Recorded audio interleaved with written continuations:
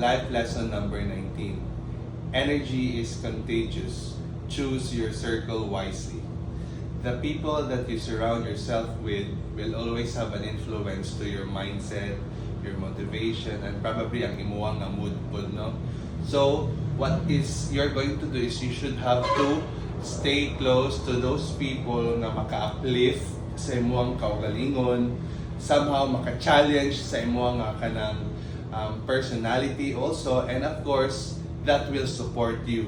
You should always surround yourself with those kind of people nga katong ginatawag nga the right kind of people. So ayaw mo pasagad o kanabitang kuyong ra kay like kanang makita ka nga ay hala tsada man sila, pero you should always evaluate them nga are these the kind of people that you should go with, okay?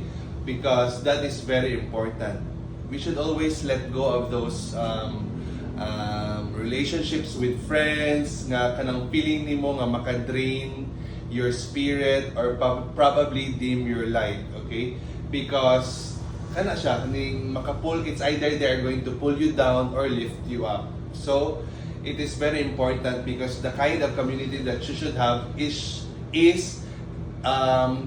kinanglan siya nga it has to be the environment that is going to shape your growth. So kana ra gid siya.